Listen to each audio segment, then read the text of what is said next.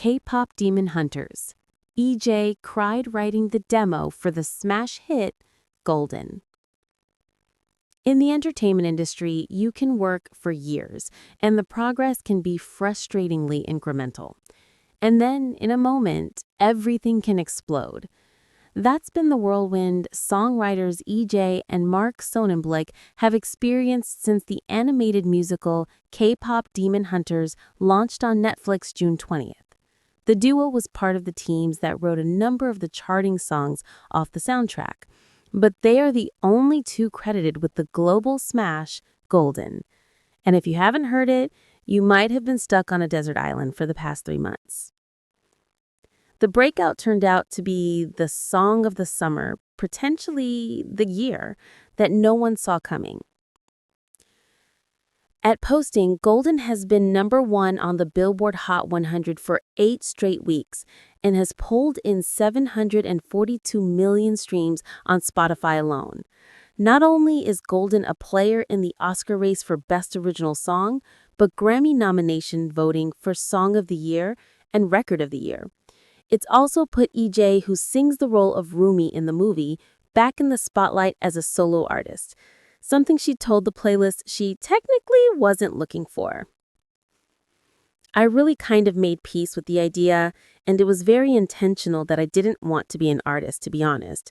I didn't think it fit my personality, EJAE admits. But after this, and with fans giving so much love to my vocals and my songs, I think it kind of gave me a little perspective on certain things, on what an artist is for me. And songwriting is always #1, and songwriting is art in itself. So, maybe that's kind of the way I will approach my writing. So yeah, I will be releasing some shingles, and yeah, stay tuned. 2 days after we spoke, EJAE dropped the news that a new solo single, In Another World, will drop on October 24th. Perfectly timed to an SNL appearance for EJAE and her Hunter X sisters, where none other than Bad Bunny tacitly endorsed that the songs from K-pop Demon Hunters were not just for kids. Again, after years of battling the grind, life comes at you fast. In our conversation last week, both EJAE and Sonnenblick hinted they would work together again, discuss the specific direction Hunter's directors Maggie King and Chris Applehands were looking for. EJAE revealed her emotional reaction to singing the demo for Golden specifically, and much, much more. The playlist. Congratulations on Golden. I know the song came late into the process. It was sort of the last song the directors were waiting for. I know you guys had worked on other songs together for the movie, but how did you guys get paired on this one? So we had done Your Idol and How It's Done with us in Teddy Park, and the producers were slightly different song to song, but had worked with the Black label basically on How It's Done and Your Idol.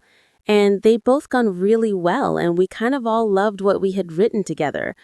And so I think kind of the initial idea with Golden is that they sort of had a clearer sense of what they needed for that moment. It started with, hey, let's do what we did for these other ones and get Mark and EJAE together. And then the producers, 24, Ido, and Teddy, they produced this amazing track, and Ian sent it to me. And the moment he sent it, I listened to it in the car on the way to the dentist, and honestly, the track was so good. The inspiration of the melody, actually the hook melody, came really fast.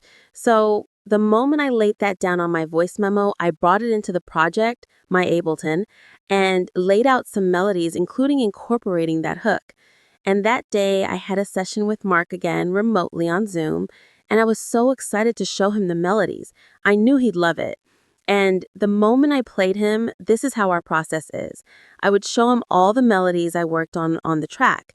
And I still remember your smile on your face. You're like, oh my God. And you're like, wow, EJAE, this is great. And then I remember it was just so exciting to see his reaction to they're going to be golden and the gibberish melody that was made. You heard Golden too, but he already had an idea in his mind to do going to be golden. So it was just like we were in sync. It was like a universe kind. Yeah, it fell right exactly on. But I was literally going like, it'll be golden. I don't know what I was saying, but it was something like that. And he was like, oh my God, EJ, gotta be going to be golden, right? Yeah, because where it starts is we're writing songs for this moment and had just seen a couple other iterations of the song. And EJ recorded them, and there were some great songs there. But the story, all these songs start with what Maggie and Chris asked. What does the song need to do for the story in this moment? How does it speak to the characters? And with Golden specifically, it had to be this idea of, they called it the false victory song for a while, this moment of, hey, we're going to seal the whole moon. That's where golden comes from. It's going to be the golden whole moon. But they can't say that in the song. They're pop stars. So they're singing about how it means they're finally coming into their power. They're finally becoming the people that they're meant to be. But there's this kind of dark undertone, a little bit, which is that Rumi thinks to do that, she's going to have to cover it up. Yeah, hide it up. Which is ironic because the lyric is, I'm done hiding. So it's a bittersweet song in the movie. And then you hear it outside of the movie, it's like a bop. And you're like, yeah, golden. But that was the beauty of the song. It was such a great balance of the two, of it being theater and still relating to the storyline, but also having a strong melody that still stands alone as a pop melody. And that was what was so fun working with Mark, who's from a theater background. I'm K-pop, to balance each other out. With Mark, that's a little too wordy. Let's not go there. That's not a little musical, because I'm not in that world. So for him, it might sound pop to him, but I'm like, no, Mark, that sounds pretty musical. And I would do a pop melody or pop lyric, and he'd be like, that's a really cool bar, but it doesn't do anything for the story. It feels empty. So it was important for Mark to bring every intentional word. Every word that was chosen was intentional to make sure it's for the character and for the story to build. Well, that was gonna be. That's part of why I was thinking about that. Then it magically fell on what EJ had written because they're not there yet. That's the whole thing. It's very important in the story that it's not like, hello, we are golden right now. It's that we're almost there. We're so close. We're going to be. And as silly as that is, every word of basically every song had to go through this filter of, is it locked into what the filmmakers want to do at any given moment with the characters? And Maggie specifically asked, she wanted high notes. She really wanted a hard melody where she can show off her voice, but also in a way that metaphorically shows she's really reaching in desperation to reach that whole moon. So it was challenging to sing it alive, but thank goodness I also see a lot of myself in the character. Rumi, I used to be a K-pop trainee myself for a long, long time, was dropped. And so this whole feeling of perfectionism, which is Rumi's thing too, she's such a perfectionist. She's so hardworking that she ignores, or not just ignores, she tries to hide all her insecurities that she's ashamed of, which I mean her patterns. And for me, the same thing. It was all about that you have to be perfect when you want to be a K-pop idol. So I try to bring that into the lyric writing as well.